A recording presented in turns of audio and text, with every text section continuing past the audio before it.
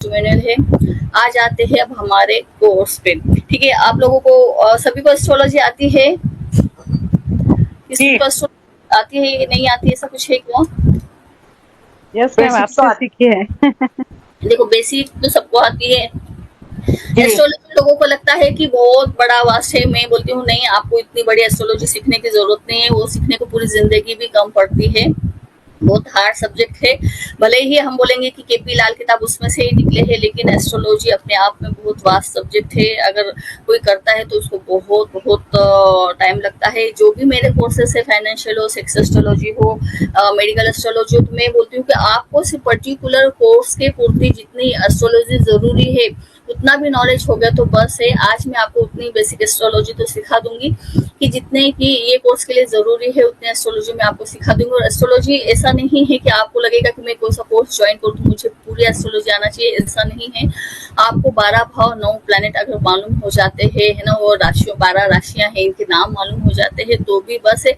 इसके बेस पे आप कोई सा भी कोर्स कर सकते हो।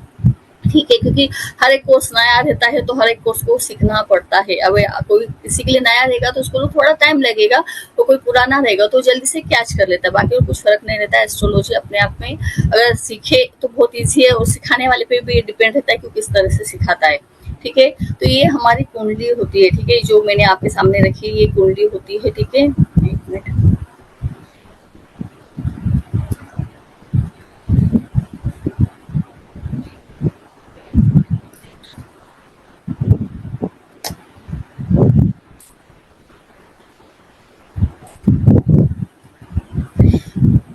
तो ये हमारे कुंडली के 12 भाव है। हर एक की कुंडली ऐसी ही होती है। ठीक है, ये 12 भाव हर एक की कुंडली में रहेंगे और ये 12 भाव फिक्स होते हैं। हमारा जो भी जीवन है इसी 12 भाव के इर्द गिर्द घूमते रहता है। आपके हर सवाल का जवाब आपको इसी ही कुंडली में मिलता है कि बच्चा है, शादी है, फॉरेन है, एजुकेशन है, प्रोफेशन है, सब सब सब सब इसी से ही आपको मिलता है।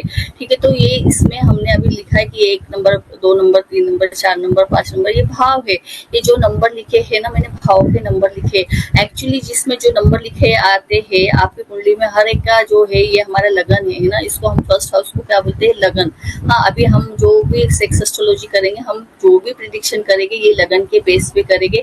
आपको कुछ एस्ट्रोलॉजी के जानने की जरूरत नहीं है। इसमें जो नंबर लिखे रहेगा वो नंबर आपको देखना है। अभी तो ये हाउस नंबर लिखा है, यहाँ किसी का 2 नंबर लिख सकता है, किसी का 3 नंबर हो सकता है, किसी का 4 होगा, किसी का 6 होगा, किसी का 9 होगा, किसी का 12 होगा।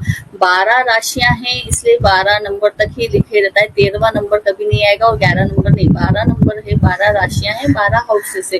तो आपको यहाँ 1 से लेकर 12 तक का कोई सा भी नंबर लिखा आएगा वो आप उस लगन के हो और उस लगन के हिसाब से ही हमारा बिहेवियर रहता है। ये हमारा लगन है, ये हमारी पर्सनालिटी है, ये हमारा रख रखाव, हमारा व्यक्तिमत्व है, हमारा हाव भाव, हमारी शारीरिक ढलन बताता है। हम किस प्रकार के हैं, हमारा नेचर किस प्रकार का है, हमारी शारीरिक रचना किस प्रकार की है ना, ये सब हमको ये हमारा लगन ही बताता है। और उसमें लिखी हुई राशि का हम पे प्रभाव बहुत रहता है। जिस राशि के आप हो उसका आपको उस लगन के आप माने जाते हो। ठीक है, तो ये 12 भाव है। ठीक है, अब इसमें हमने देखा था अलग अलग राशियां भी लिखी आती है।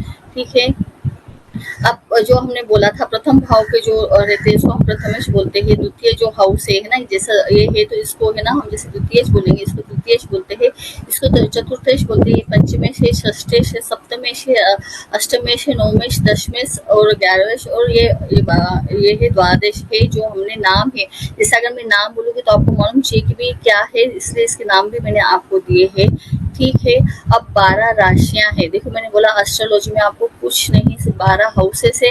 अभी 12 हाउसेस के कारक तत्व बहुत सारे हैं। ठीक है, अभी हमको उससे कुछ लेना देना नहीं है कारक तत्व से। हम सेक्स एस्ट्रोलॉजी ले रहे हैं इसलिए मैं इसमें आपको एक भी कारक तत्व नहीं बता रही, नहीं तो अपने आप में बहुत कारक तत्व है।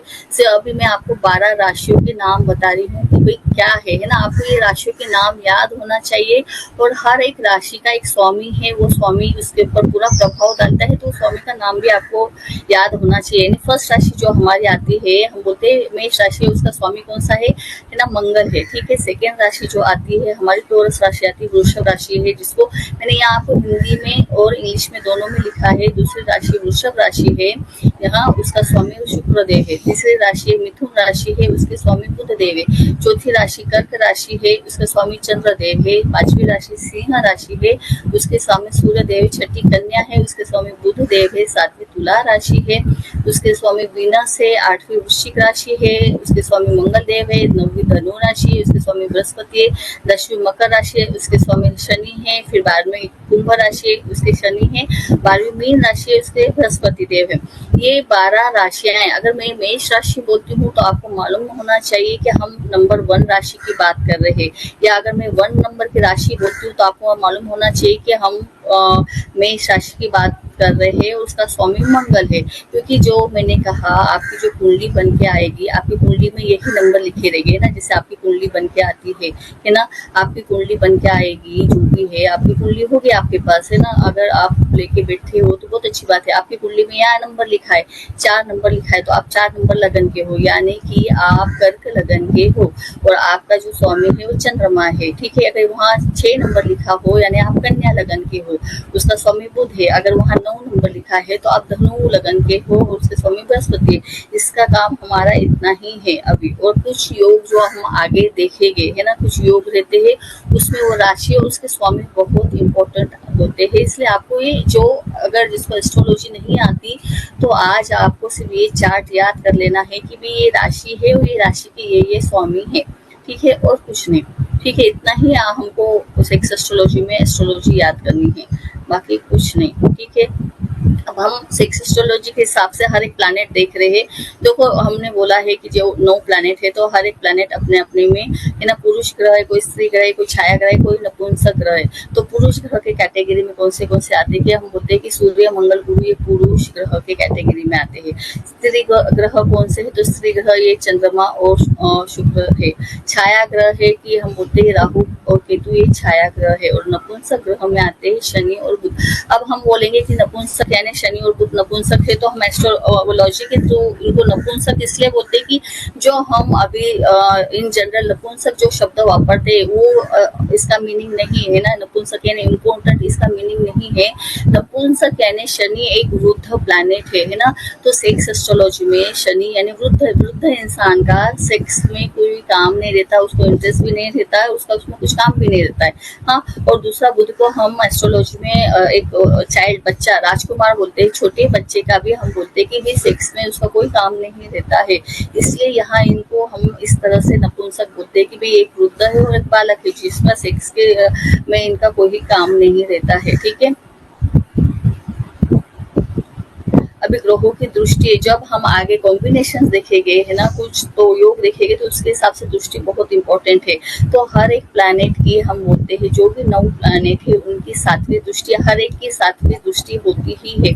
हर एक प्लैनेट की 7वीं दृष्टि होगी। और कुछ प्लैनेट को एक्स्ट्रा हम बोलेंगे कि एक्स्ट्रा दृष्टि दी है, जैसे कि ये मंगल है ना, जुपिटर है, सैटर्न है और राहु केतु है। इनको एक्स्ट्रा दृष्टि दी है कि मंगल है तो मंगल को 4, 7, 8 दृष्टि दी है। गुरु है तो उसको 5, 7 और 9वीं दृष्टि दी है। शनि है तो उसको 3, 7, 10 है। अभी दृष्टि यानी क्या, जैसे कि अभी मैं आपके सामने बैठी हूँ, यानी मैं आप पे नजर डाल रही हूँ, है ना, मैं आप पे नजर डाल रही हूँ। दृष्टि का मीनिंग आप लोगों को पता ही होगा, क्या है दृष्टि का मीनिंग। देखो, है ना, दृष्टि यानी क्या, पेन बराबर काम नहीं कर रही, 1 मिनट। हाँ,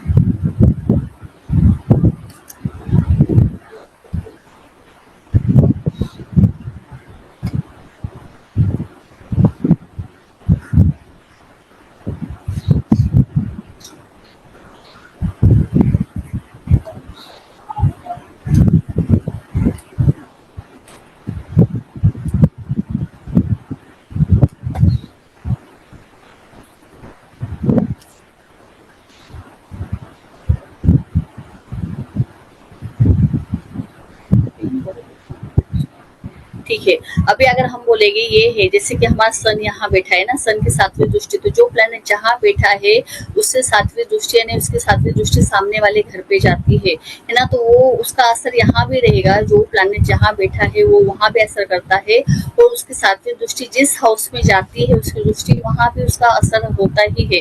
जैसे अब हम दृष्टि कैसे लेंगे, जहाँ जो प्लैनेट बैठा है वहीं से हम काउंट करते हैं ना। जैसे कि अगर आपका सन यहाँ बैठा है तो 1 2 3 4 5 6 7 है ना, 7वीं दृष्टि उसकी इधर आएगी, तो सन यहाँ भी आपको रिजल्ट दिखेगा और उसका 7वें घर में भी रिजल्ट दिखेगा। चंद्रमा अगर आपका यहाँ बैठा है, मून आपका यहाँ बैठा है, तो उसकी 7वीं दृष्टि यहाँ जाएगी, तो वो यहाँ भी असर देगा और यहाँ भी असर देगा। अब मंगल की अगर हम दृष्टि लेंगे तो मंगल की दृष्टि कैसी लेगी, मंगल को एक्स्ट्रा दृष्टि दी है ना, तो मंगल अगर हम लेंगे, एक मिनट,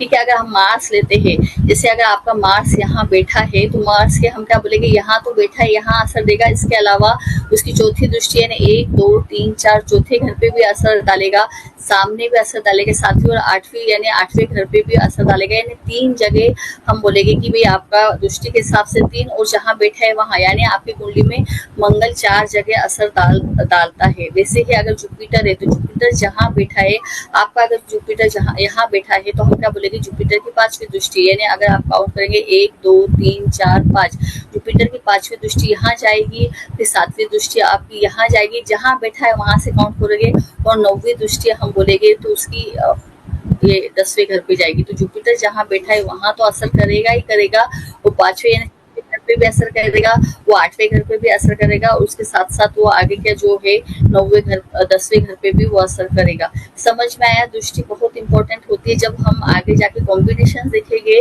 तो ये प्लैनेट भले ही वहां नहीं बैठा हो, लेकिन अपने दृष्टि से भी जाके दूसरे प्लैनेट से मिल सकता है और वो उसको असर दे सकता है। ठीक है, इसलिए दृष्टि अपने आप में इम्पोर्टेंट होती है। तो ये हर एक प्लैनेट की 7वीं दृष्टि तो होती है, लेकिन मंगल, गुरु, शनि और राहु केतु को एक्स्ट्रा दृष्टि दी गई है। ठीक है, अब हम देखेंगे कि भाई राशि जो है ना, राशि के 3 प्रकार आते हैं, चर, मूवेबल, स्थिर, फिक्स और विस्वभाव राशि, है ना। तो अब हम देखेंगे इसे एस्ट्रोलॉजी में इनका बहुत इंपॉर्टेंट है कि भाई चर, स्थिर, अगर आप आपकी उंगली के ऐसे 3 हिस्से भी कर लेते हैं तो आप उसमें भी हम बोल सकते हैं कि ये भी ये मूवेबल है, ये फिक्स है और ये ड्वेल स्वभाव की राशि है। तो अब हम बोलेंगे कि भाई चर राशि में कौन सी आती है, 1 नंबर की, 4 नंबर की, 10 नंबर की और 7 नंबर की राशि जो आती है वो मूवेबल है, चर राशि। अब चर राशि यानी हम इनको स्वभाव में भी ले सकते हैं ना, मूवेबल यानी ये लोग कैसे है कि इनका स्वभाव कैसा रहता है, मूवेबल रहता है, यानी चंचल नेचर हैं। म्यूट रखना अपने आप को। ये लोगों का स्वभाव कैसा रहता है, हम ये जो क्वालिटी है ना चर के हिसाब से उनके स्वभाव में भी हम ये उनके गुण डालेंगे, बस एस्ट्रोलॉजी में भी हम इसका बहुत यूज करेंगे, है ना। अब चर यानी मूवेबल, है ना, मूवमेंट, है ना, तो ये लोग एक जगह स्थिर नहीं बैठ सकते, ये चंचल स्वभाव के होते हैं।